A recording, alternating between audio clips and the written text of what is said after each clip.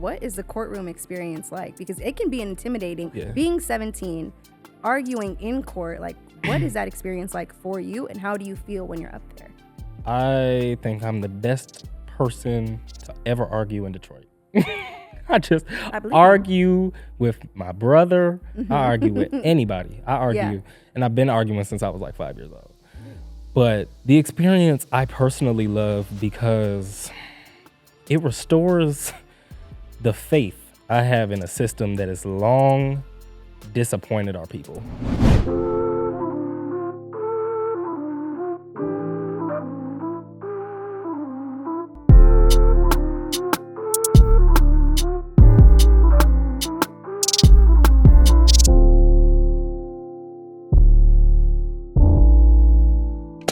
Welcome to the Know Your Rights Camp podcast. I'm Nicole. I'm an attorney and the legal program director for the Know Your Rights Camp Autopsy Initiative. And we have a very special guest, Cayden Brown. Hi, everyone. Thanks so much for being here. I've been so excited for you to come, so excited that we can finally meet in person, do the presentation run through, and now finally be able to do the podcast together. Me as well. I'm happy to be here. Yeah, I admire you so much, but I need the people, the audience, to know a little bit about Cayden. So can you give me a little bit of background into who you are? Yeah. So overall, I'm a 17-year-old kid from Detroit on a mission, right? I try to detach myself from titles, but some of the work I do includes representing youth in court who have committed misdemeanors across the state of Michigan. And I was called to that work for a pretty specific reason. Back when I was 6 years old, my parents went through a pretty graphic divorce. Mm-hmm. And I would always ask my parents, like, why do I have no say in this? Mm-hmm. I'm the one being shipped around like an Amazon package. Why do I have no say in what's going on in this situation? And they would tell me, well, it's the judge's decision, ultimately. Mm-hmm. So I said, And that's when I knew I had to enter the space of law.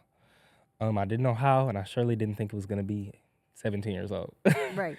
But I had to enter the space, and I knew that. So that's pretty much how I ended up here. 17-year-old and nonprofit founder and stylist. Look at the fit. So tell us about it. Yeah. So Teen Court is it's amazing in itself. It's a diversion program, and the Teen Court program runs on the principle of peer-driven justice efficiency. Okay. So what that means is that we believe truly that peers and people who are like-minded, look like us, talk like us, etc., are better in driving change and coming forth with restorative results and ways of dealing with juvenile offenders than anybody else. So instead of having kids who are 14 years old sit with a jury, a 40-year-old white man, it just doesn't click, and it can drastically change the outcome. Right. So that's why the Teen Court program is so special, is because it allows other youth to get involved in a system that directly affects them. Right. And so can you tell me about how some of these interactions go? Like, what are some common issues that you see youth facing as you are defending them? Definitely. I definitely see youth facing a lack of understanding and a lack of direction. And so that's why it's super important when they see somebody who looks just like them arguing on their behalf. Right. It's unheard of. And so that's why I take it very seriously. And I found that it's my job to come in and support them, because even if they committed a crime and even if they did violate the law, they still have rights and they still have protections. And it's nobody else is going to do it but me. Right. So when I rented that responsibility, I held it and I stuck with it. But at first I almost quit. To tell you the truth, as a kid, this is a lot of weight and it's heavy work. And I know you know that as an attorney yourself, especially in your initiative with the autopsies. But I had to subtract myself from that equation. Mm-hmm. And instead of it being about me and what I could or could not handle, it had to be about who's going to do it. Right. And if I'm being put in this position at this age, then I'm there for a reason. I like that answer. And so what is the courtroom experience like? Because it can be intimidating Yeah. as an attorney. So Yeah. being 17, arguing in court, like what is that experience like for you and how do you feel when you're up there? Well, first of all, I think I'm the best person to ever argue in Detroit. I just I believe argue with my brother. Mhm. I argue with anybody. I argue. Yeah. And I've been arguing since I was like 5 years old. But the experience I personally love because it restores the faith I have in a system that has long disappointed our people. Mhm. And so I find that I try to use law as a vessel. How can I create the change I want to see? Law is the way to do it. Mhm. And so the courtroom experience is really nice because it's face to face. Right. And it's powerful. Like when those doors shut, these babies' lives are in your hands. And you have to hold that with honor and reverence. Right. And what is that change that you do want to see? The change I want to see is I want to see a system that upholds its creed. I want to see a system that lives up to its name. Mhm. It's called the justice system, but we haven't seen much of it. But that leads us into why I created the Trespass Project. That is what I wanted to get I into. So figured. perfect segue. Tell me about it, how it came about, how you chose the name, what is the mission? Yeah. Need all of it. Well, the name is pretty apparent. Trespass. It's about crossing into the spaces that we have been historically and even contemporarily told that we don't belong in, and doing it audaciously. Nobody ever would have suspected that somebody who looks like me, is from Detroit, and is 17 years old would ever step foot in a courtroom who's not on the other side of the bench. Right. And so it's my responsibility. As soon as I figured out that I could do that, Mhm. I said, "Oh, this is gonna be a movement." And I can't be the only kid, not just in Detroit, but across the nation, because this is a issue of national magnitude. Right. I can't be the only kid who holds this artillery. Mhm. And so I had to hand it over to other teenagers. And so that's what Trespass is about. It's an audacious nonprofit justice network that informs kids of what's going on and breaks down some of the legal lexicon that there is out there.